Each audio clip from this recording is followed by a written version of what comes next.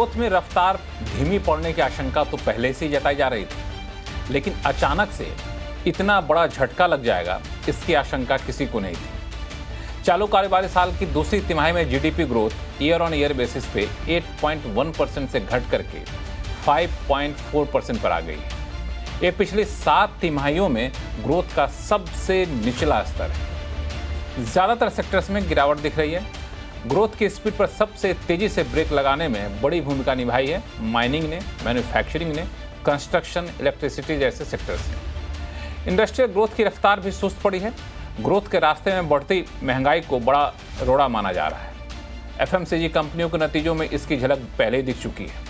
खासकर शहरों में कंजम्पशन में स्लोडाउन दिख रहा है। जीडीपी के आंकड़ों ने भी इसकी पुष्टि कर दी है। मुख्य आर्थिक सलाहकार जो वित्त मंत्रालय के हैं वी अनंत नागेश्वरन ने भी जीडीपी के आंकड़ों को निराशाजनक बताया है, लेकिन वो आगे चलकर इसमें सुधार की उम्मीद जता रहे हैं। अलग अलग सकारात्मक संकेत दिख रहे हैं, लेकिन ये उम्मीद की बुनियाद कितनी ठोस है, आज आवाज अड्डा में करेंगे इसी पर चर्चा। नमस्कार, मैं हूं लक्ष्मण राव और हमारे साथ जुड़ेंगे अर्थव्यवस्था के हर पहलू से जुड़े अलग अलग मेहमान। उनका परिचय आपसे कराऊंगा। इससे पहले आपको सुनाता हूं कि मुख्य आर्थिक सलाहकार ने जीडीपी के इन आंकड़ों पर क्या प्रतिक्रिया दी है। I think while the actual print of 5.4% in real terms is on the lower side of the expectations, the economy is resilient, as you saw in the case of construction, agriculture, and manufacturing. As I mentioned, 12 of the 23 sectors registering high single-digit growth, etc., and exports performing outside of petroleum products, gems and jewelry performing much better this financial year compared to the last. There is plenty of positive signs to take away in terms of the economy showing resilience.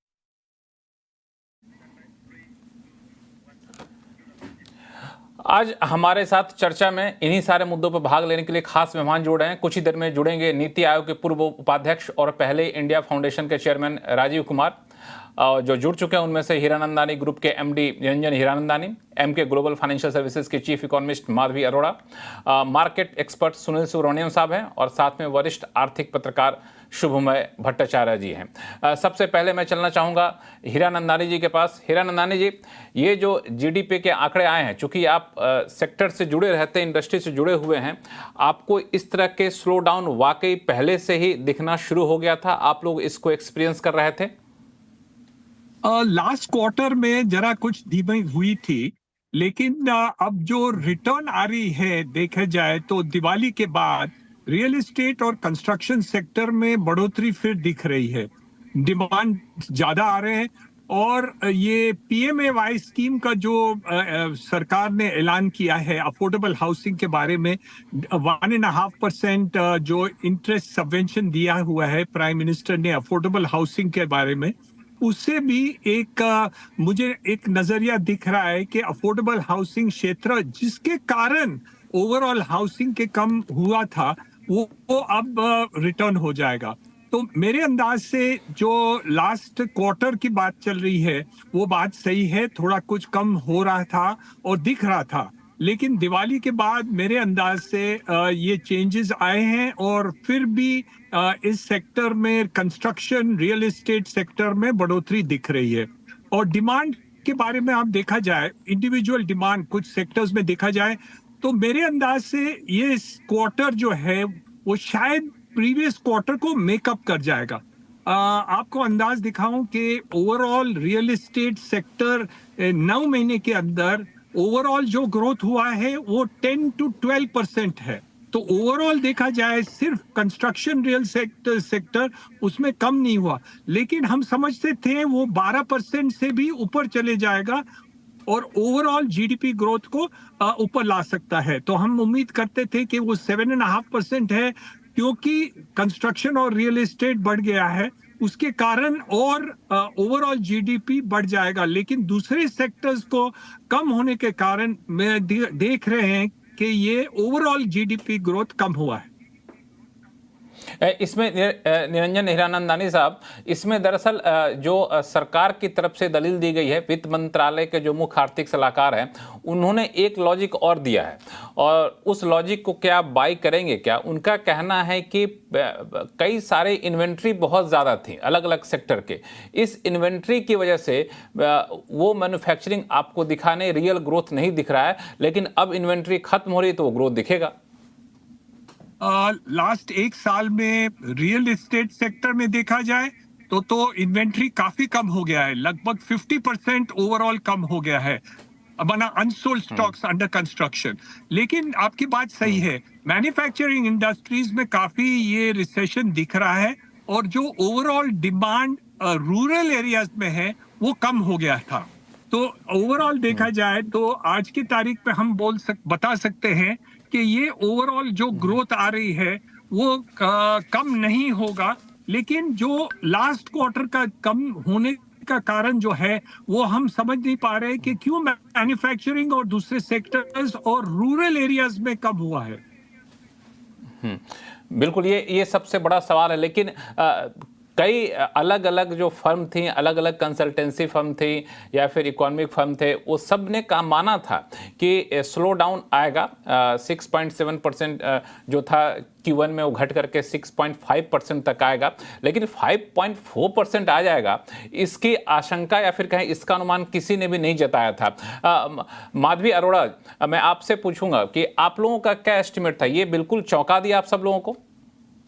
तो हम लोग भी we were working with 6.3% growth, तो थोड़ा street से कम ही था, मगर और हमारा मैन्युफैक्चरिंग का भी ग्रोथ कम था, मगर clearly this shock was not expected.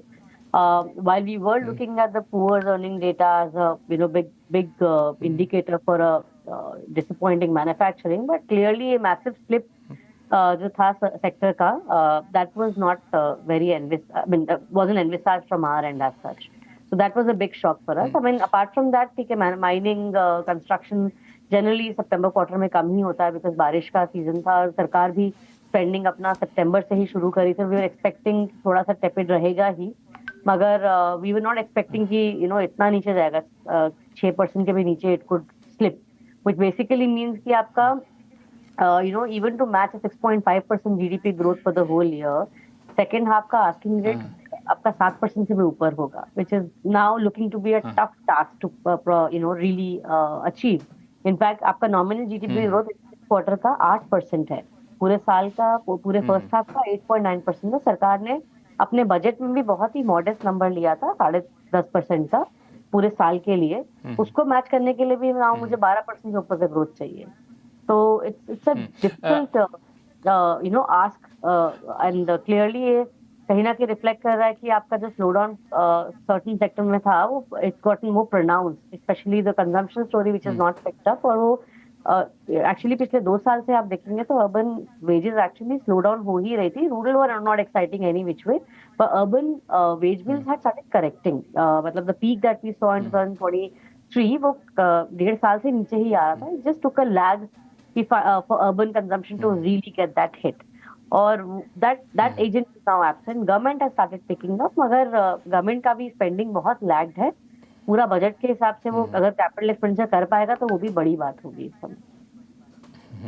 बिल्कुल, यहाँ पे मैं सुनील सुब्रमण्यम साहब को जोड़ना चाहूँगा। सुनील जी, क्या लगता है जिस तरीके से चाइना फैक्टर की वजह से एफआईज निकल के जा रहे थे, मार्केट में डमाडोल जैसी स्थिति थी, अब धीरे से मार्केट संभलने की कोशिश कर रही थी, लेकिन ये जीडीपी के आंकड़े और ज़्यादा निराशा करेंगे निवेशकों को?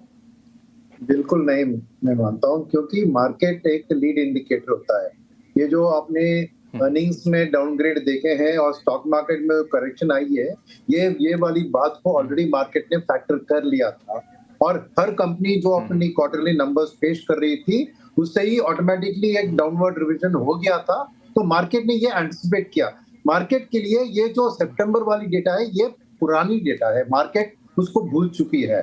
अभी आने वाले तिमाही में और साल में क्या होने वाला है उसी पे मार्केट का ध्यान होगा, और मैं 2-3 नंबर यहाँ पर पेश करूंगा क्यों मैं कह रहा हूँ कि मार्केट में इतना ज्यादा इंपैक्ट नहीं होगा। फर्स्ट इज, आप सितंबर तिमाही के बाद अक्टूबर वाली डेटा देखें तो मैं कुछ डेटा आपको पेश करता हूँ कि रिटेल पैसेंजर व्हीकल सेल्स और टू व्हीलर सेल्स दोनों 32% अक्टूबर महीने में बढ़े हैं, नंबर 1। नंबर 2, आप देखें तो जीएसटी कलेक्शन अक्टूबर महीने की करीबन 1.87 लाख करोड़, यानी अक्टूबर 2017 से जो ये सीरीज शुरू हुई थी उसमें सेकंड हाईएस्ट मंथली जीएसटी की कलेक्शन है। और तो एग्रीकल्चर में भी ये तिमाही के नंबर में देखिए एग्रीकल्चर का नंबर्स अच्छे थे, तो इस क्वार्टर में उसका इम्पैक्ट दिखेगा। सेकंड, दिवाली था अक्टूबर एंड में, तो फेस्टिवल सीजन का इम्पैक्ट भी इस तिमाही के नंबर में आएंगे।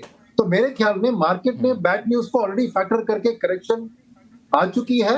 इसके बाद जो आने वाले अक्टूबर वाले डेटा दिख रहे हैं मुझे अच्छे दिख रहे हैं। पेट्रोल कंजम्पशन दिखिए करीबन 9% बढ़ गया है, राइट। तो ये सब जो डेटा इस तिमाही के बारे में सामने निकल के आ रहे हैं। और ये भी याद रखिए कि फर्स्ट हाफ ईयर में गवर्नमेंट ने 46.5% ही फिस्कल डेफिसिट को खर्चा किया है, यानी सेकेंड हाफ में 54% उस एक्सपेंडिचर को बढ़ाकर उसको फुल ईयर का जो एस्टिमेट था उन्होंने उसको करना ही है बाकी। तो गवर्नमेंट का लैक ऑफ एक्सपेंडिचर देखिए कैपेक्स के ऊपर, इसके ऊपर एक कारण था इस स्लोडाउन में, क्योंकि मैन्युफैक्चरिंग और माइनिंग के नंबर ही बहुत खराब आए हैं जो गवर्नमेंट रिलेटेड एक्सपेंडिचर के संबंधित है।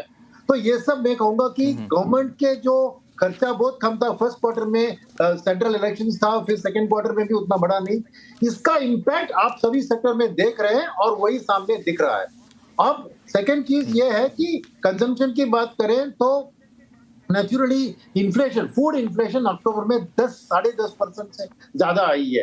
तो इसलिए लो लेवल का कंजम्पशन में अगर महंगाई बढ़ रही है कोर फूड के चीज पे, तो लोगों के पास खर्चा करने पैसा नहीं था। पर आने वाली तिमाही में जैसे ये मॉनसून का इम्पैक्ट दिखता है, आरबीआई का भी मानना है कि फ्यूचर की इन्फ्लेशन घटेगी। तो मेरे लिए मार्केट में उतना खराब इम्पैक्ट नहीं होगा जितना हम जो एनालिस्ट है और इकोनॉमिस्ट है उनकी जो एक डिसअपॉइंटमेंट है, मेरे ख्याल में शेयर मार्केट में इसको ऑलरेडी डिस्काउंट कर चुकी है, क्योंकि मार्केट एक लीड इंडिकेटर होता है ऑफ इकोनॉमिक परफॉर्मेंस।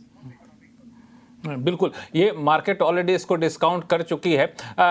माधवी, मैं आपसे पूछना चाहूँगा, जो सुनील जी ने जो सारे आंकड़े बताएं, इन आंकड़ों के आधार पर क्या हम लोग कह सकते हैं कि 5.4% एक बॉटम है, अब आने वाले Q3 में या फिर क्वार्टर में अब इससे ऊपर ही रहेगा?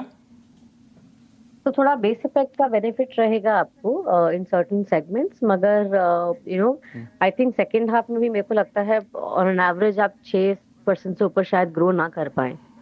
So of course, it could probably go up from 5.4% to a 5.7, 5.8, but I think for the whole second half of the year, मतलब अगर पूरे साल का भी मैं ग्रोथ 6% लेके चलूं तो आप शायद सेकेंड हाफ में 6% से ऊपर ज्यादा ग्रो ना कर पाए, is what I feel.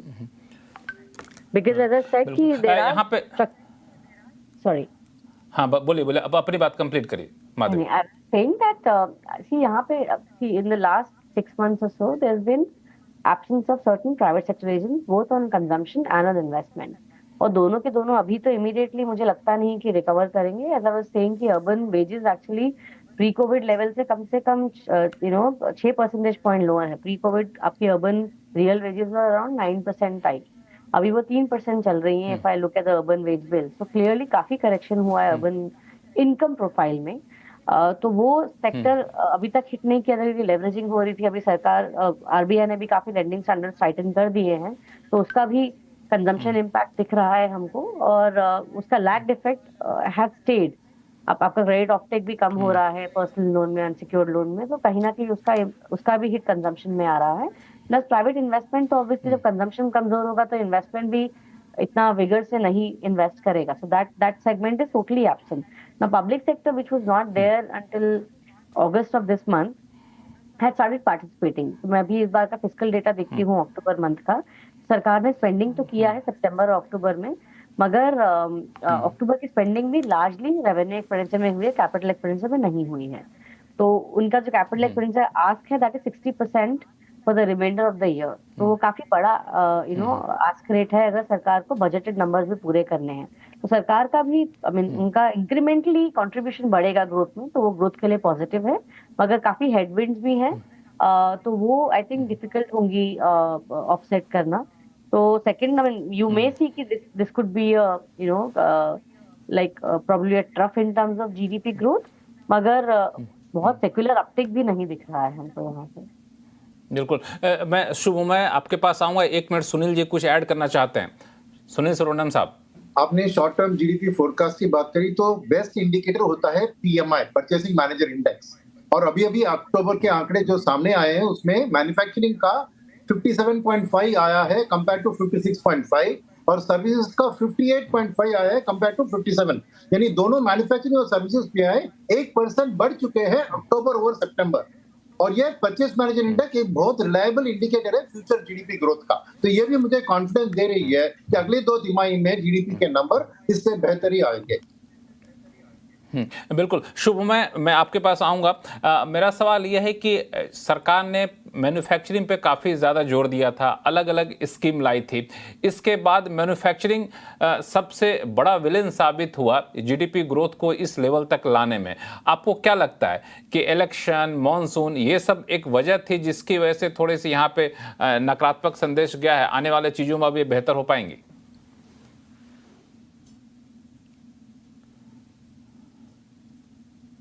Lakshman जी, मैं आप म्यूट पे हैं। कब बात? हाँ नहीं, अभी आपको मेरा आवाज मिल रहा है? हाँ, बिल्कुल मिल रही है आवाज आपकी। राइट। तो मैं ये कह रहा था कि मैन्युफैक्चरिंग की जो बात आप कर रहे हैं वो और जो सीजनल फैक्टर्स है दोनों अलग अलग है और उसको मैं अलग अलग से देखता हूँ। मैन्युफैक्चरिंग में सरकार की जो एफर्ट्स हैं कई सारे सेक्टर्स में, जिसका आपने भी बहुत तबीयत से रिपोर्टिंग किए हैं, काफ़ी डिटेल्स दिए हैं, वो उन सबका इम्पैक्ट अभी आने में टाइम लगेगा। वो seasonal quarter to quarter growth rate में उसका फर्क नहीं दिखता है और दिखेगा भी नहीं, जिसलिए मुझे लगता है कि मैन्युफैक्चरिंग की जो नंबर्स लो आए हैं वो इंटरेस्टिंग है, क्योंकि जीडीपी जो क्वार्टर ऑन क्वार्टर का जो डेटा आता है वो बेसिकली आईआईपी नंबर्स पर ही तैयार होता है, जैसे आप जानते हैं। बाकी सारे सेक्टर्स के ज़्यादातर हद तक इम्प्यूटेड रहते हैं, क्योंकि जीएसटी का जो फिगर्स होते हैं वो अभी भी जीडीपी में डायरेक्टली सारे सेक्टर्स के इंक्लूड नहीं किए जाते हैं। हालांकि अगर जीएसटी अगर इंक्लूड किया जाए तो शायद डेटा कुछ अलग आए। तो मैन्युफैक्चरिंग का जो सॉफ्टनेस जो दिख रहा है वो गवर्नमेंट के जो इन्वेस्टमेंट प्रायोरिटीज हैं उससे हटकर है, क्योंकि ये लॉन्ग टर्म ट्रेंड्स की बात है। शॉर्ट टर्म में क्वार्टर ऑन क्वार्टर मैन्युफैक्चरिंग किस तरह का फ्लक्चुएट कर रहा है उसके ऊपर ही ये जीडीपी का डेटा है। और सीधा साफ है कि चूंकि वो काफ़ी manufacturing was a shocker this time, इसलिए जीडीपी रेट इतना कम आया है। तो दिस इज मोर और लेस जीडीपी का ट्रेंड का बेसिक वजह अगर आप देखें। इंटरेस्टिंग चीज़ ये है कि ये स्लो डाउन की अगर हम बात करें, स्लो डाउन एक क्वार्टर में स्थापित नहीं होता है, जिस तरह से एक क्वार्टर में रिसर्जेंस भी नहीं आता है। इसीलिए मैं लास्ट क्वार्टर में जो अपबीट नंबर्स आए थे सिर्फ उन्हीं के बेसिस पे हम ये मानने के लिए तैयार नहीं थे कि इकोनॉमी में रिवाइवल आ चुका है। ठीक उसी तरह से I am not willing to economy में सडनली एक तरह से like bottom has dropped out of the market, ऐसा dropped out of the economy, ऐसा भी नहीं है। The economy में compared to last fiscal, इस साल economy में the growth rates are muted, कम है almost हर क्षेत्र में। और जैसे आप इन्वेस्टमेंट की बात कर रहे थे कि government investment, central government investment first quarter में बिल्कुल ही कम था, सेकेंड क्वार्टर में बढ़ा है। इनफैक्ट आप फर्स्ट क्वार्टर और सेकेंड क्वार्टर में अगर आप देखें तो इन्वेस्टमेंट में गवर्नमेंट का जो ग्रॉस फिक्स्ड कैपिटल फॉर्मेशन है वो काफी जंप है, 45% है, बट फर्स्ट क्वार्टर के में वो और बहुत ही कम था। यानी कि वो चीज बढ़ने, लेकिन उसके बढ़ने के बावजूद भी जो नंबर्स आए हैं वो मुझे बताता है कि थर्ड क्वार्टर में जाके इनका इफेक्ट आएगा। गवर्नमेंट का जो लैग्ड इन्वेस्टमेंट थर्ड क्वार्टर में जाकर के इनका इफेक्ट आएगा थर्ड क्वार्टर में चल के। बिल्कुल। राजीव कुमार जी हमारे साथ जुड़ चुके हैं, जो कि नीति आयोग के पूर्व उपाध्यक्ष हैं और पहले इंडिया फाउंडेशन के चेयरमैन भी हैं। राजीव कुमार सर, आपका स्वागत हमारे शो में। हम लोग अब तक चर्चा कर रहे थे जीडीपी के जो ये आंकड़े आए हैं उसके पीछे दरअसल वजह क्या है और क्या अब ये बॉटम आउट होता हुआ दिख रहा है। मैं आपसे सीधा सवाल लेकर के आऊँगा, इन आंकड़ों के पक्ष में या फिर आंकड़ों को सपोर्ट करने के लिए सरकार की तरफ से से, खासतौर से मुख्य आर्थिक सलाहकार ने जो दलील दी, उनमें उनका कहना था कि बाहर के फैक्ट्री बहुत ज़्यादा जिम्मेदार थे। यूएस में इलेक्शन हो रहा था, कई जगह युद्ध जैसे हालात थे, ये सब वजह थे जिसकी वजह से हम इस लेवल तक आ पाए हैं। तो आपको लगता है कि ये जो एक्सटर्नल फैक्टर है वो अब धीरे धीरे सॉफ्टन होता जा रहा है और आने वाले दिनों में हम इसका इफेक्ट देखेंगे सकारात्मक तौर पे? नमस्कार लक्ष्मण, मुझे ये बात मुख्य आर्थिक सलाहकार की ठीक लगती है कि इस पूरे क्वार्टर में जो था वो एक वैश्विक रूप से, वैश्विक स्तर पर काफ़ी इंस्टेबिलिटी थी, काफ़ी अस्थिरता थी, काफ़ी जगह बहुत कुछ हो रहा था। इसलिए अगर आप सारे ही कंट्रीज़ का देखें, जीडीपी ग्रोथ देखें सेकेंड क्वार्टर में, इस क्वार्टर में खासतौर से, तो वो सभी का कम होता नज़र आया है और हिंदुस्तान उसमें जो है करीब करीब सबसे ऊपर ही है। और आगे, और इसमें क्योंकि यूएस इलेक्शन हो गया, मानसून आ गई, लड़ाइयाँ दो बहुत ज़बरदस्त लड़ाई चल रही है वगैरह, सप्लाई चेन जो थे वो काफ़ी जो है वो मैसअप हो गए सब जगह से। तो इसकी वजह से ये जो ग्रोथ रेट है वो हमारा ही कम हुआ है, मगर एक्सटर्नल सेक्टर की वजह से कम हुआ है। ये बात ठीक ही लगती है। और क्योंकि अक्टूबर के आंकड़े जो मैंने अभी देखे थे हाल में, वो है कि वो उसमें सब में ही करीब उछाल आया है और ग्रोथ आई है। तो अगर इसलिए आप अप्रैल टू अक्टूबर का आंकड़ा देखें और जो है वो और जुलाई सितंबर से उसको मिलाएं, तो आप देखेंगे कि अप्रैल से 6 महीने का जो आंकड़ा है वो थोड़ा बेहतर है और इस पर सेकेंड क्वार्टर के, जो कि ये दर्शाता है कि हमारी जो बॉटमिंग थी, हमारी इकोनॉमिक ग्रोथ थी, वो मेरे ख्याल में ख़त्म हो गई। और वी कैन, और हमें उम्मीद करना चाहिए कि थर्ड क्वार्टर और फोर्थ क्वार्टर में हमारी अर्थव्यवस्था फिर से जो है वो और तेज़ी से बढ़ी अभी भी 5.2 से है। तो ऐसा नहीं है कि बिल्कुल ख़त्म ही हो गई है, मगर और आगे बढ़ेगी मेरे खासतौर से, क्योंकि अब खरीफ का जो अनुमान आया है बड़ा अच्छा आया है कि एग्रीकल्चर ग्रोथ का अच्छी बढ़ गई, तो इससे रूरल डिमांड बढ़ जाएगी। रूरल डिमांड में थोड़ा पिकअप हुआ ही है, 2 व्हीलर्स और 3 व्हीलर्स की जो सेल्स हैं वो बढ़ी हैं अक्टूबर में। तो मुझे लगता है कि अक्टूबर के जो, और एक आखिरी चीज़ लक्ष्मण की, जो हमारी PMI है मैन्युफैक्चरिंग के लिए और सर्विसेज के लिए, दोनों ही जो है वो 55 के ऊपर हैं अब, और 50 के ऊपर जब होती है तो कहते हैं कि एक्सपेंशन होगा उन सेक्टर्स में। इन सब चीज़ों को देखते हुए मुझे यकीन है कि जो हमारा जो मतलब the worst is behind us, और आने वाले दिनों में हमारी अर्थव्यवस्था में तेज़ी आएगी और बढ़ोतरी होगी। बिल्कुल, मैं अभी आऊँगा निरंजन हीरानंदानी जी के पास, जो कि हीरानंदानी ग्रुप के MD हैं, लेकिन उससे पहले राजीव सर आपसे एक सवाल और कि इन सारे पॉजिटिव इंडिकेटर को आपने देखा, अभी सुनील सुब्रमण्यम साहब थे, उन्होंने भी पॉजिटिव इंडिकेटर बताए, लेकिन जो आंकड़े अभी सरकार की तरफ से निकाले गए हैं उसमें अभी भी जो कंजम्पशन है या फिर डिमांड है वो खास तौर से अर्बन इलाकों में अभी भी थोड़ा सा सबड्यूड है, मतलब उस तरीके से बहुत उत्साह वहाँ पर देखने को मिल नहीं रहा है। तो ये कंसर्न अभी भी है और इस कैसे दूर होगा, इसके कोई संकेत अभी मिल नहीं रहे हैं। ये कितनी बड़ी चिंता राजीव जी? इसमें ये बात है कि हमारा पोस्ट कोविड पीरियड था, उसमें अर्बन डिमांड का एक्सप्लोजन हुआ था बिल्कुल, क्योंकि बल्कि सप्रेस डिमांड थी, बहुत तेजी से बहुत बढ़ी थी, और उस तेजी से उसको बढ़ते रहना मेरे ख्याल में असंभव ही था। तो इसलिए वो थोड़ा धीरा हो गई है। अगर ये हीरानंदानी जी जरूर बताएंगे कि रियल एस्टेट में वो डिमांड फिर से बढ़ने लगी है। अभी मैं हाल में ही एक फैमिली अवार्ड फंक्शन में था, या CNBC का जो रियल एस्टेट अवार्ड था उसमें था, उसमें सब जगह से ये सूचना आ रही है कि रियल एस्टेट की जो है वो मांग फिर से बढ़ रही है, प्राइसेस फिर से बढ़ रहे हैं, जो कि दिखाता है कि अर्बन डिमांड भी अब थोड़ा सुदृढ़ होने लगी है। एक आखिरी चीज में ये कि जो वेज ग्रोथ है वो उतनी नहीं है अभी अर्बन में जितनी होना चाहिए, जिससे कि डिमांड और बढ़े। तो ये जो, और खासतौर से इसीलिए मनीष अग्रवाल जैसा कहते हैं कि हिंदुस्तान में it is not an unemployment but a wages problem. तो अगर वो वेज लेवल हमारे बढ़ जाएंगे, और जो कि PLFS दिखाता है कि बढ़ रहे हैं, और उसमें जो है वो अनएम्प्लॉयमेंट भी कम हो रहा है, तो मुझे लगता है उसकी वजह से अर्बन डिमांड में भी जो है वो जरूर दृढ़ता आएगी और अर्बन डिमांड भी आगे बढ़ने लगेगी। बिल्कुल, आप हमारे साथ बने रहिए। मैं आप ही के सवाल को लेके हीरानंदानी साहब के पास जाऊंगा। आपको इस बात का एहसास अब मिल रहा है क्या कि अब वाकई ग्रोथ डिमांड कह सकते हैं कि अर्बन डिमांड अब पिक करना शुरू कर दिया है? क्योंकि आप ऐसे सेक्टर से जहां पे हर सेक्टर में डिमांड बढ़ता है तो आपको एहसास होने लग जाता है, तो उसका एहसास होने लगा क्या? और दूसरा, जो वेज ग्रोथ की बात राजीव कुमार जी ने कहा अभी, वो कितना बड़ा कंसर्न है? राजीव कुमार साहब ने जो अभी कहा वो बहुत सही है।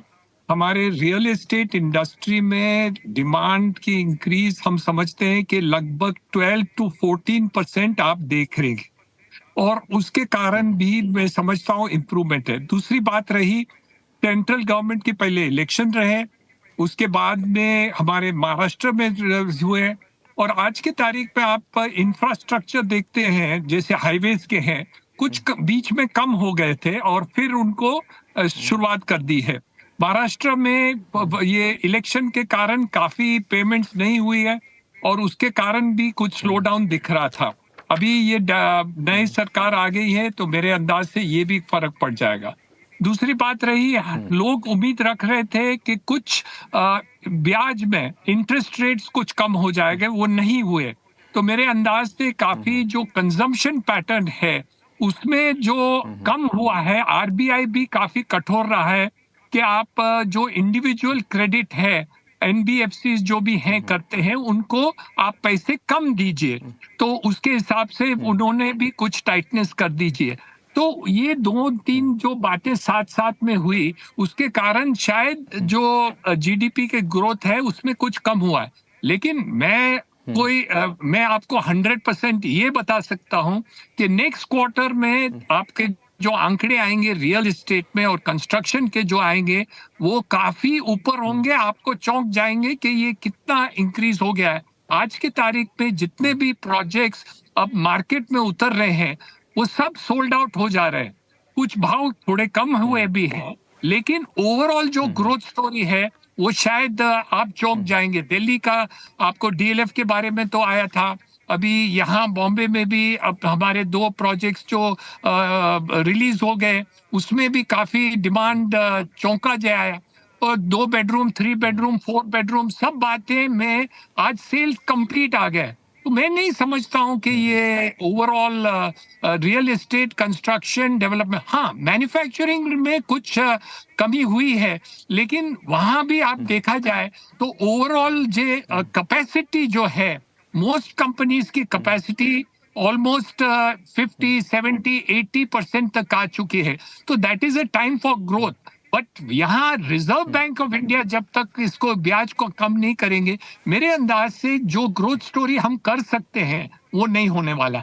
तो ये एक और देखिए अफोर्डेबल हाउसिंग PMAY स्कीम, यहाँ 1 करोड़ घर अर्बन में और 2 करोड़ रूरल में अनाउंस किया। वहां 1.5% राहत देंगे 10 साल के ऊपर, और ओवरऑल 60,000 करोड़ की ओवरऑल स्कीम अनाउंस हो चुकी है और वो अब मार्केट में पैसे आएंगे। तो मेरे अंदाज से ये ओवरऑल देखा जाए तो ये क्वार्टर में आपको बढ़ोतरी देखेंगे। मेरे अंदाज से वापस हमारे 7.5% जो बोलते हैं उसके वहां जाएंगे। ये 4.5 5.2 जो अभी हुआ है वो आपको नेक्स्ट क्वार्टर में नहीं दिखेगा। बिल्कुल हीरानंदानी साहब, आप तो एक ऐसे मुद्दे को छेड़ दिए जिसको मैं शो के आखिरी हिस्से में ले जाना चाहता था, वो था रिजर्व बैंक के ऊपर जब जिम्मेदारियां बढ़ गई हैं। इसी सवाल को लेके मैं राजीव कुमार सर के पास जाऊंगा।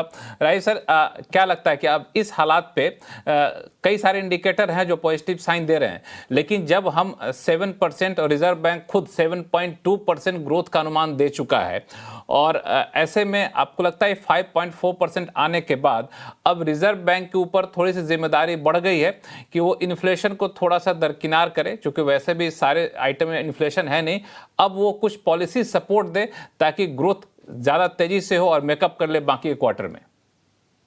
लक्ष्मण, ये बात बिल्कुल ठीक है कि अब तो रिजर्व बैंक पर थोड़ी जिम्मेवारी बढ़ गई है, प्रेशर भी बढ़ गया है, और अगर उसमें एक आंकड़ा जो अभी इसमें देखा गया है कि इस क्वार्टर में बैंक की क्रेडिट ग्रोथ कम हो गई है, डिक्लाइन हो गई है। तो इसकी वजह से मतलब ये कि क्रेडिट ग्रोथ कम होना, ये पहले ये सूरत नहीं थी। पहले था कि क्रेडिट ग्रोथ डिपॉजिट ग्रोथ से ज़्यादा हो रही थी, इसलिए लोगों को डिपॉजिट की परेशानी थी कि डिपॉजिट नहीं आएंगे, तो उसमें ये बात थी कि इंटरेस्ट रेट ऊपर रखिए तो डिपॉजिट और बढ़ेंगे वगैरह, मगर अब वो सूरत बदल गई है। एक तो ये चीज़ है। दूसरी चीज़ ये है, मेरा अपना मानना ये है कि जो इन्फ्लेशन की वजह है आज हमारे मुल्क में, वो डिमांड प्रेशर नहीं है, वो सप्लाई साइड प्रॉब्लम्स हैं। कि मतलब कि फूड ग्रेन्स की अवेलेबिलिटी या किसी वेजिटेबल्स की कमी जो वगैरह, जो ये सारी सप्लाई साइड की बहुत सारी प्रॉब्लम हैं। अधिकतर वो आपको दिखता है फूड इन्फ्लेशन में, अगर उसको आप हटा दें और कोर इन्फ्लेशन देखें तो काफ़ी कम है। सप्लाई साइड की प्रॉब्लम्स इंटरेस्ट रेट बढ़ाए रखने से, मॉनेटरी कंडीशन टाइट रखने से नहीं सॉल्व होती हैं। वो तो डिमांड साइड की प्रॉब्लम सॉल्व करने की बात है। डिमांड जो है वो तो आप देख रहे हैं कि जो फाइनल कंजम्पशन एक्सपेंडिचर ग्रोथ है वो बहुत मॉडरेट हो गई है, वो नहीं आगे बढ़ रही है। और खास अगर और फाइनल कंजम्पशन एक्सपेंडिचर अगर नहीं बढ़ रही है तो इसलिए जाहिर है कि उसको खर्चा करने के लिए जो है वो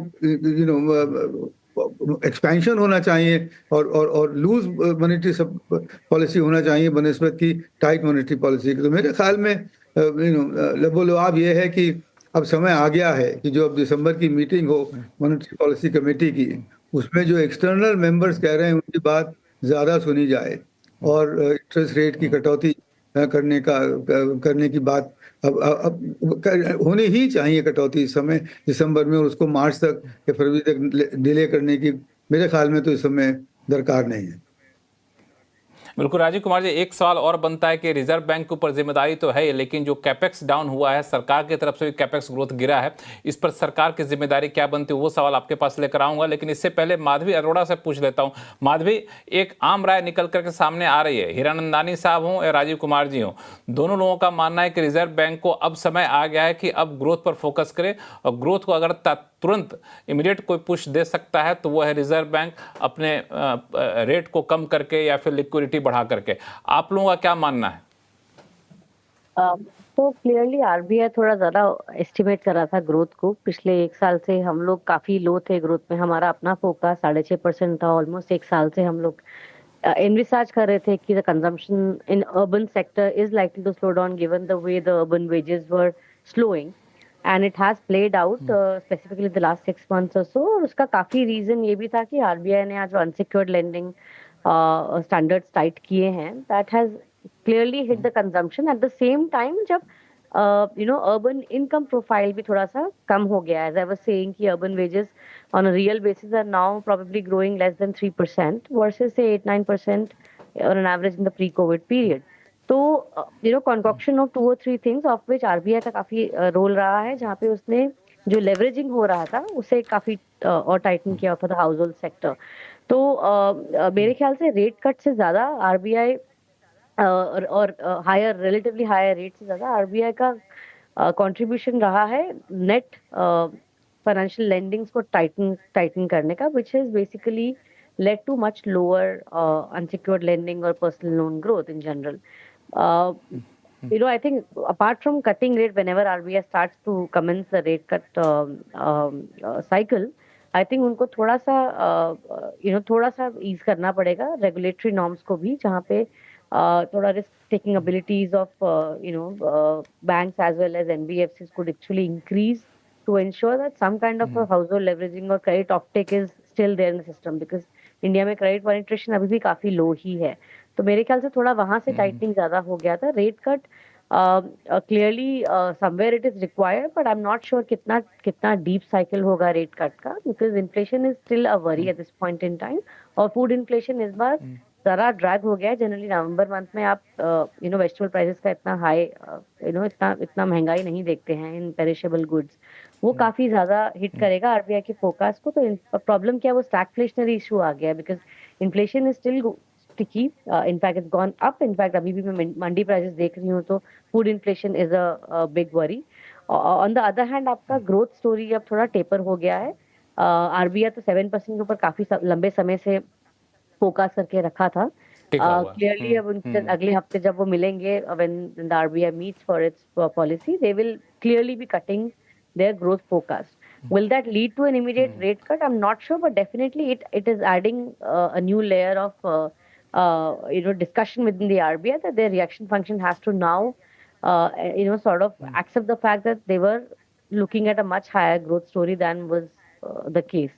तो क्लियरली प्रेशराइज करता है आरबीआई को। इमीडिएटली होगा कि नहीं रेट कट मुझे पता नहीं, मगर शायद regulatory norms in terms of दबाव बनेगा। हाँ बिल्कुल। ये रेगुलेटरी नॉर्म्स जो है लेंडिंग पैटर्न को लेके ये एक बड़ा मुद्दा रहा है। पिछले कई क्वार्टर से मैं देख रहा हूँ समय समय पे एनबीएफसी जो माइक्रो फाइनेंस इंस्टीट्यूशन हैं उन सब के लेंडिंग नॉर्म्स को काफ़ी ज़्यादा सख्त किया है आरबीआई ने। इसका असर वाकई ग्राउंड पे दिख रहा है, इस पे मैं आऊँगा। लेकिन एक सवाल मैं सुनील सुब्रमण्यम साहब आपसे लेना चाहूँगा कि ये जो आरबीआई से रेट कट की उम्मीदें अब बढ़ गई है, आपको क्या लगता है कि दिसंबर मीटिंग में इस पे फैसला लेगा आरबीआई, या फिर आपको लगता है कि अगले मीटिंग तक टल जाएगा ये? नहीं, बिल्कुल रेट कट नहीं होगा इस बार। फूड इन्फ्लेशन 11% के करीब है अक्टूबर में, और एक क्वार्टर में ग्रोथ की जो कमी हुई है वो मैन्युफैक्चरिंग और माइनिंग के कारण हुई है।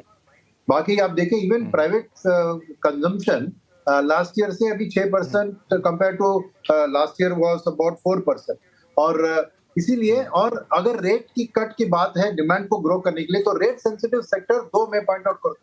इस क्वार्टर में कंस्ट्रक्शन सेक्टर जो रियल एस्टेट रेट सेंसिटिव होता है 7.7% ग्रोथ हुआ है। सेकंड, मैंने अक्टूबर में आपको ऑटोमोबाइल जो सब ईएमआई पर ही खरीदते हैं वहां पे 32% का पैसेंजर से टू व्हीलर और पैसेंजर व्हीकल का सेल्स हुआ है। तो मेरा ये मानना नहीं है कि रेट के कारण ग्रोथ नहीं हो रही है। इनफैक्ट प्रॉब्लम क्या है, इन्फ्लेशन का प्रॉब्लम जो है उसके कारण कंज्यूमर सरप्लस कम हो रहा है। तो बॉटम ऑफ द पिरामिड में आपको कंजम्पशन घट रही है, मगर हाई वैल्यू आइटम्स जैसे घर और बड़ी गाड़ियां ये तो बिक रही है, तो वहां पे कोई रेट्स का इम्पैक्ट नहीं आएगा। तो मेरे ख्याल में मिनिस्टर के जरिए और मार्केट के जरिए दबाव जरूर है आरबीआई के ऊपर रेट कट करने के लिए, मगर आरबीआई का मेन फोकस इन्फ्लेशन है और अभी भी सीपीआई का 6.2 है, उनके कंफर्ट जोन से बहुत बहुत आगे है। तो ये दिसंबर 6 में शायद वो लिक्विडिटी के बारे में कुछ कर सकें, क्योंकि आज नेगेटिव लिक्विडिटी, क्योंकि आरबीआई अपना लिक्विडिटी को रुपये को डिफेंड करने में इस्तेमाल कर रही है, तो थोड़ा लिक्विडिटी का शॉर्टेज है, थोड़ा लिक्विडिटी के बारे में थोड़ा ईज करने की अकोमोडेशन कुछ कर सकती है। मगर दिसंबर 6 के पॉलिसी में बिल्कुल रेट कट नहीं होगा। फरवरी की पॉलिसी अभी बहुत जल्दी है कहने के लिए, क्योंकि मेरे ख्याल में ये अगले तिमाही के जीडीपी के आंकड़े आपको और बेहतर आ जाएंगे, तो ग्रोथ का इतना प्रेशर नहीं होगा आरबीआई के ऊपर रेट कट करने के लिए। तो तब देखते हैं कि ये मॉनसून का जो फूड आउटपुट से अगले तिमाही में अगर इन्फ्लेशन घटता है और उसके रबी क्रॉप के कारण फ्यूचर इन्फ्लेशन भी कम दिखता है, तभी आरबीआई फरवरी पॉलिसी में रेट कट के बारे में सोच सकती है। अब के लिए मेरे ख्याल में ये मैटर दिसंबर 6 को ये जस्ट एक क्वार्टर का ड्रॉप है, और मैन्युफैक्चरिंग माइनिंग के कारण जहां पे रेट्स का कोई इम्पैक्ट नहीं होता है मेरे ख्याल में। हाँ ठीक है। राजीव कुमार जी, जो कैपेक्स ग्रोथ देखने को मिला है उसमें भी एक अच्छी खासी गिरावट आई है Q1 के मुकाबले। तो और जाहिर तौर पे सरकार इलेक्शन मोड में थी, तो उस टाइम बहुत ज़्यादा कई सारे प्रोजेक्ट या डिसीजन नहीं हो पा रहे थे। तो अब सरकार का दबाव बनेगा कि जो चालू कारोबारी साल के बाकी बचे हुए जो महीने हैं उसमें कैपेक्स में तेजी लाई जाए? लक्ष्मण, ये दबाव तो बनेगा ही, और सरकार कोशिश भी करेगी कि कैपेक्स को और जल्दी से बढ़ाए, क्योंकि जो एक्सपेंडिचर की ग्रोथ है और फिस्कल टोटल और फिस्कल डेफिसिट जो है दैट इज वो भी काफ़ी as a percentage of total fiscal budgeted deficit वो कमी है। मगर मैं दो बातें कहना चाहता हूँ इसके अलावा, वो ये कि मैंने जैसे पहले भी कहा था कि इन्फ्लेशन फूड इन्फ्लेशन से है। फूड इन्फ्लेशन कतई भी कभी डिमांड एक्सेस डिमांड से नहीं होता है, वो सप्लाई साइड प्रॉब्लम है।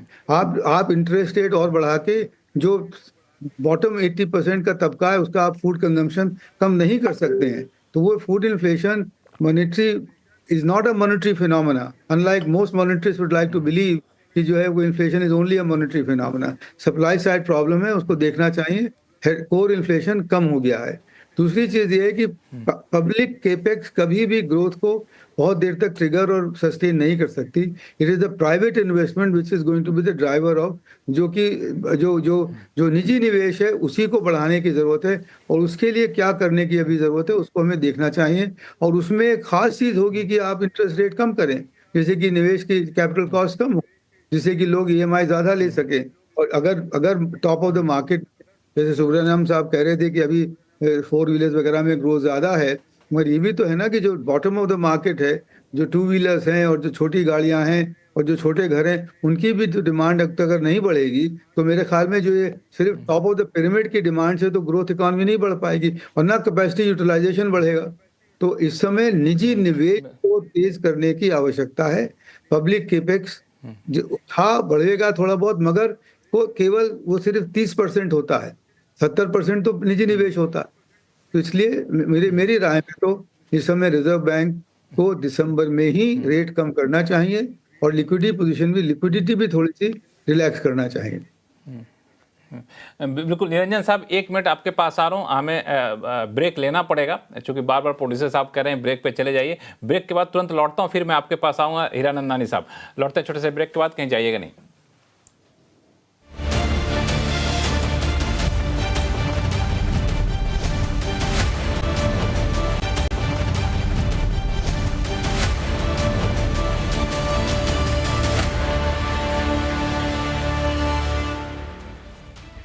ब्रेक के बाद आपका फिर से आपका स्वागत है। हम लोग चर्चा कर रहे थे जीडीपी के जो आंकड़े आए हैं उसके बाद अब आगे क्या कदम उठाए जाने चाहिए। ब्रेक पे जाने से पहले हमारे साथ नीति आयोग के पूर्व chairman vice chairman Rajiv Kumar ji ने कहा कि अब समय आ गया है कि तुरंत यहाँ तक कि दिसंबर के मीटिंग में ही रेट कट कर देना चाहिए आरबीआई को, ताकि लिक्विडिटी आए और ग्रोथ को बढ़ावा मिले। इस पर हीरानंदानी साहब कुछ जोड़ना चाह रहे थे, मैं बीच में रोक दिया था चूंकि ब्रेक पे चले गए थे। हीरानंदानी साहब, क्या आप जोड़ना चाह रहे थे यहाँ पे? जो राजीव कुमार साहब ने बताया है वो बहुत ही सही बात है जी। क्योंकि हमारे क्षेत्र में जहां कंस्ट्रक्शन और रियल एस्टेट के सेल्स बढ़ गए हैं, लेकिन 40 साल के मेरे अनुभव में मैं कह सकता हूं कि मेरे लाइफ में पहली बार अफोर्डेबल हाउसिंग क्षेत्र का ग्रोथ नेगेटिव रहा है। ऐसे कभी भी 40 साल के अंदर नहीं हुआ है। वो एक इंटरेस्ट रेट ज्यादा होने के कारण ही है कि वो ईएमआई आज के तारीख में, पहले 2 साल पहले 3 साल पहले 6.5% ब्याज पर हमारा अफोर्डेबल हाउसिंग क्षेत्र का सेल हो रहा था। आज के तारीख में 8.5 8.7.5 हो रहा है। ईएमआई 20% बढ़ गए हैं और वो आज के तारीख में अफोर्डेबल हाउसिंग को अनअफोर्डेबल हाउसिंग बना दिया है। तो मेरे अंदाज से, जैसे राजीव कुमार साहब बोले थे कि आप टॉप ऑफ द पिरामिड, आपका सेल बढ़ गया है, ऑटोमोबाइल सेल भी लग्जरी सेक्टर में बढ़ गया है, लेकिन अफोर्डेबल सेक्टर में कम हो गया है। वो भी आप देखिए। तो मेरे अंदाज से जब तक आप नहीं करेंगे। नंबर 2 बात जो राजीव कुमार साहब ने कहा वो बहुत सही है। आप बता रहे हैं कि फूड इन्फ्लेशन बढ़ा हुआ है, कि आप ब्याज बढ़ाने से आपका फूड इन्फ्लेशन कम नहीं होने वाला है, वो सप्लाई साइड प्रॉब्लम है। तो हम आज के तारीख में जो माध्यम हम इंटरेस्ट रेट हाइक के हिसाब से फूड इन्फ्लेशन को कंट्रोल करना चाहते हैं, वो अब नहीं हो सकता। तो मेरे अंदाज से दोनों कारण एक है कि आपको lower end of the economy को आपको सपोर्ट करना है। हाँ, लग्जरी सेक्टर में आपको जो बढ़ोतरी दिख रही है वो तो होने वाला ही है, उसमें कोई प्रॉब्लम नहीं है और दो मत नहीं है, और वो सेल हो रहा है। लेकिन हम कह सकते हैं कि आपको अफोर्डेबल हाउसिंग की बढ़ोतरी, आप जब तक ब्याज नहीं काम करेंगे वो नहीं करेंगे। You are housing for all का जो ऑब्जेक्टिव प्रधानमंत्री का है, वो जब तक आप ब्याज कम नहीं करेंगे आप पूरा नहीं कर सकेंगे। और हम ये रियल एस्टेट में अनुभव देखा है, और मैं तो चौंक गया। ये 1 साल में कभी भी अफोर्डेबल हाउसिंग सेक्टर 40 साल में कम नहीं हुआ था, वो लास्ट 1 साल में हुआ है उनका ग्रोथ। तो मेरे अंदाज से ये जो पॉलिसीज हमारे प्रॉब्लम क्रिएट कर रहे हैं, वो इकोनॉमी पर जो नेगेटिव भार लगा हुआ है उसको लेने की बहुत ही आवश्यकता है। बिल्कुल, ये आपने बिल्कुल सही कहा और बहुत चौंकाने वाले आंकड़े आपने दिए कि 40 साल के अनुभव में कभी भी अफोर्डेबल हाउसिंग नेगेटिव ग्रोथ में नहीं गया था, वो अफोर्डेबल हाउसिंग नेगेटिव ग्रोथ में जा रहा है। शुभमय भट्टाचार्य, क्या आपको लगता है कि अब समय आ गया है, जो एक बेसिक डिमांड शुरू हुई है या कहें डिबेट शुरू हुआ है कि अब इंटरेस्ट रेट को आप फूड इन्फ्लेशन से मत देखिए, क्योंकि ब्याज दरें बढ़ा करके टमाटर, आलू, प्याज के दाम तो आप कम कर नहीं सकते? ब्याज दरें बढ़ तो नहीं है, पॉइंट ये है कि ब्याज दरें कट नहीं रही है, कम नहीं हो रहा है। लेकिन मेरा कहना ये है कि अगर इंटरेस्ट रेट्स में अगर कमी किया जाए तो उससे इमीडिएट इफेक्ट किस सेक्टर्स में आएंगे, इमीडिएट सेक्टर, और उनसे ग्रोथ रेट में इमीडिएट रिकवरी होगी या नहीं। मुझे लगता है ये दोनों चीजें पहले समझने से पहले इन्फ्लेशन रेट को इन ब्याज दर को काटने से फायदा नहीं है। ब्याज दर, रेट ऑफ इंटरेस्ट, ये जुड़ा हुआ है इकोनॉमिक एक्टिविटी में। अगर इन्फ्लेशन, अगर मुद्रास्फीति अगर कम नहीं हो रहा है तो उस वक्त में ब्याज दर काटने से एक, जिसे कहते हैं adding fuel to the fire हो जाता है। चाहे वो हम सप्लाई शॉक साइड शॉक कहें या डिमांड साइड शॉक से ना जुड़े, जैसे भी, बट इस वक्त that will be very risky. मेरा कहना ये है कि वेज ग्रुप, जब तक वेज रिकवरी, मोनिका जी कह रही थी वेज रिकवरी जब तक सस्टेन नहीं होता है तब तक आपके कंजम्पशन बहुत ज़्यादा नहीं बढ़ रहे हैं, and that is a primary weakness economy का। दूसरा चीज़ इस वक्त है कि मैं पहले भी जो मैं कह रहा था कि अप साइड था, अभी लो डाउन हुआ है। इससे डेटा से ये पता चलता है कि इकोनॉमी में अभी भी स्टेबिलिटी ग्रोथ की तरफ नहीं आया है। उसका वजह कुछ और है, वो है लॉन्ग टर्म मैन्युफैक्चरिंग सेक्टर में इन्वेस्टमेंट्स नहीं हो रहा है। उसका कारण कुछ और है। हमारे देश में इलेक्ट्रिसिटी, रोड्स एंड स्किलिंग का जो प्रॉब्लम है, जिस वजह से मैन्युफैक्चरिंग के बहुत ज़्यादा सिग्नल्स नहीं आए हैं, वो प्रॉब्लम्स रिकवर करना गवर्नमेंट के लिए ज़्यादा ज़रूरी है। Quarter on quarter growth rate में फ़र्क से अगर गवर्नमेंट अपना पॉलिसी सेट करे तो वो खतरनाक होगा। इस साल growth rate in any case पिछले साल के कंपैरिजन में कम रहेगा। एग्जैक्टली कितना कम होगा वो हम डिबेट कर सकते हैं, लेकिन उसके लिए अगर आरबीआई इस वक्त अगर रेट कट करना जाए तो वो अननेसेसरली इकोनॉमी में फर्दर प्रेशर लाएगा। अगले तिमाही में आप देखेंगे स्टेट्स, हम सेंट्रल गवर्नमेंट की बात करें, स्टेट्स प्रैक्टिकली कोई भी कैपिटल इन्वेस्टमेंट नहीं किए हैं और उनका सारा कैपिटल इन्वेस्टमेंट बाकी है। वो बाकी जो है, वो जो रिकवरी है, वो जो इन्वेस्टमेंट है, वो जैसे ही मार्केट में आएगा आपको एक बम्प अप मिलेगा, लेकिन उससे तभी भी ये सिद्ध नहीं होगा कि GDP has started accelerating. GDP में कंजम्पशन की जो वीकनेसेस हैं, इन्वेस्टमेंट्स में जो लॉन्ग टर्म रिकवरी की जो वीकनेसेस हैं, उसके तरफ काम करने की ज़रूरत जो है वो मैं मानता हूँ सरकार सही काम कर रहे हैं कि pushing away the cobwebs, ease of doing business, बहुत सारी चीज़ें कर रहे हैं। बट रेट ऑफ इंटरेस्ट काट के इस वक्त हम उस पोजीशन पे नहीं पहुंच सकते। हम वो प्रॉब्लम को मिसडायग्नोसिस करेंगे कि किस लिए जीडीपी का इस तिमाही में कम हुआ है, जब मोरले सारे पैनलिस्ट ही मान रहे हैं कि इन के नेक्स्ट क्वार्टर में रिकवरी हो जाएगा। तो आरबीआई रेट कट करके, मुद्रास्फीति कम रेट कट करके क्या फायदा, क्या चीज हासिल कर लेगा? उल्टा इजी मनी आके इन्फ्लेशन में an additional round of pressure develop कर सकता है, जो इस वक्त हमें कतई नहीं चाहिए। तो इम्पोर्टेंट एक बजट आने वाला है और उस बजट को देखते हुए आरबीआई अपना स्टेडीनेस रखे मॉनेटरी पॉलिसी में। इन्फ्लेशन में अगर सप्लाई साइड शॉक्स रेनफॉल की वजह से बहुत सारा हुआ था वो रिमूव हो जाएगा तो अपने आप ही इन्फ्लेशन कम होगा, तो then RBI will be in a better position to see through, जिसे कहते हैं हम, कि किस सिचुएशन में हम हैं, मुद्रास्फीति में कोर इन्फ्लेशन का क्या हाल है, और तब आप बाकी सारे सेक्टर्स की जो डिमांड की जो रिकवरी है वो देख सकते हैं। सुनील सुब्रमण्यम जी ने बहुत सही कहा था कि जो सीजनल सेक्टर्स हैं जैसे कंस्ट्रक्शन वगैरह, उसमें तो कोई खास कंस्ट्रक्शन कमी नहीं आई थी, तो उसमें मुद्रास्फीति cut, rate of interest cut करके हम क्या फायदा कर लेंगे।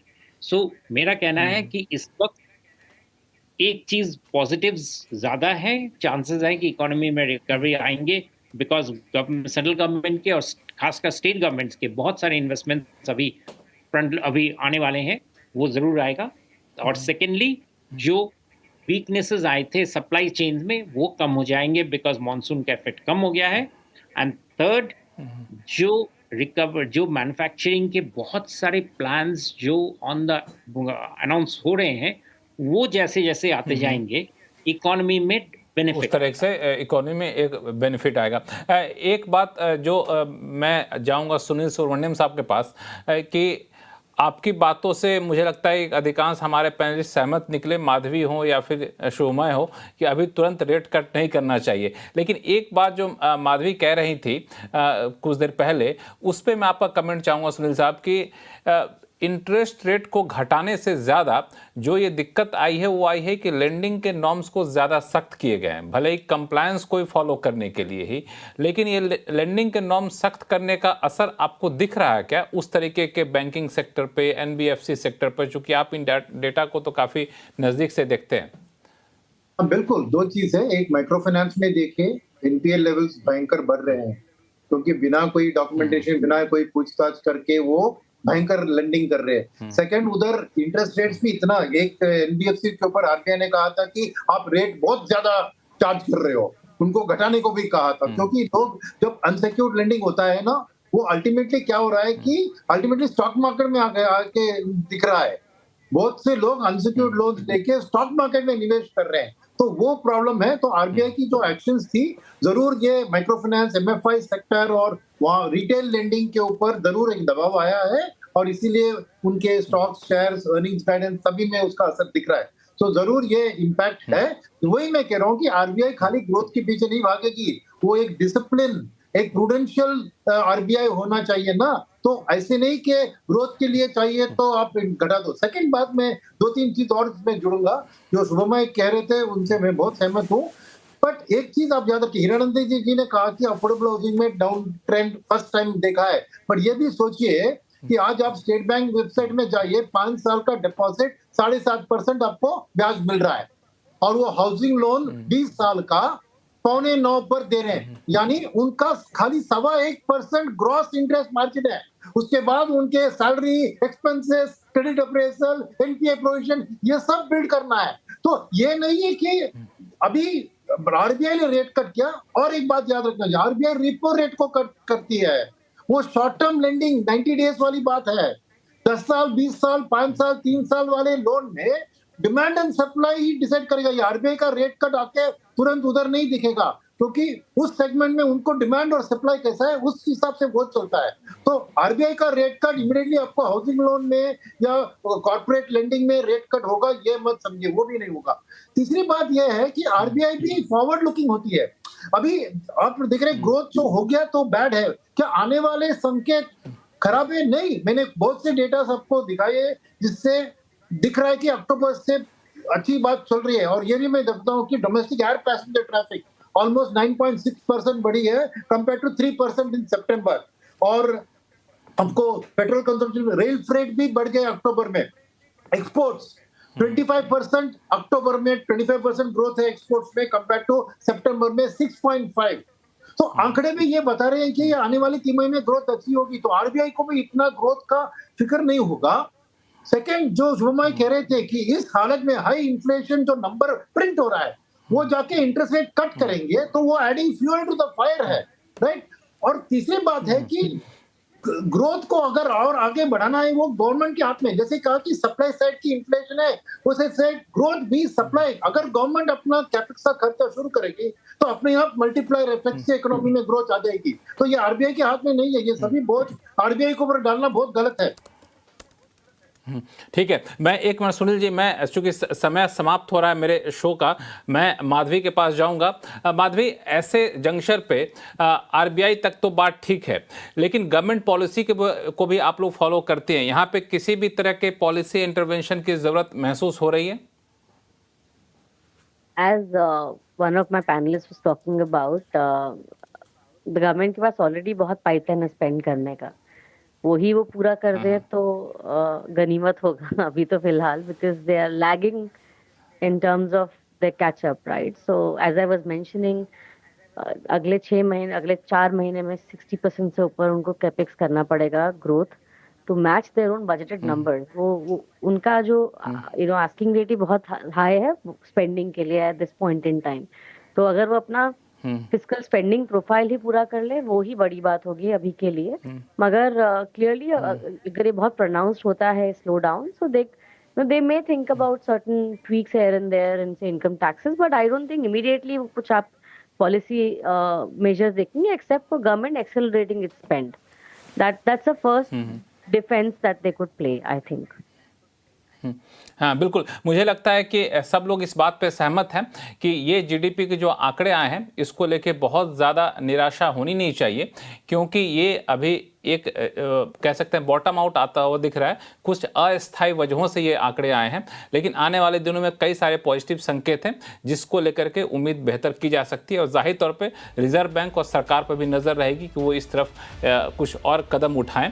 भले ही रिजर्व बैंक अभी ना उठाए, आगे चल कर उठाए, सरकार कैपेक्स में ज़्यादा तेज़ी लाए। इन सारी उम्मीदों के साथ शो को मैं यहीं ख़त्म करूंगा। आप सभी मेहमानों का बहुत बहुत शुक्रिया हमारे शो में जुड़ने के लिए। आवाज़ अड्डा में फिलहाल इतना ही। देखते रहिए CNBC आवाज़। नमस्कार।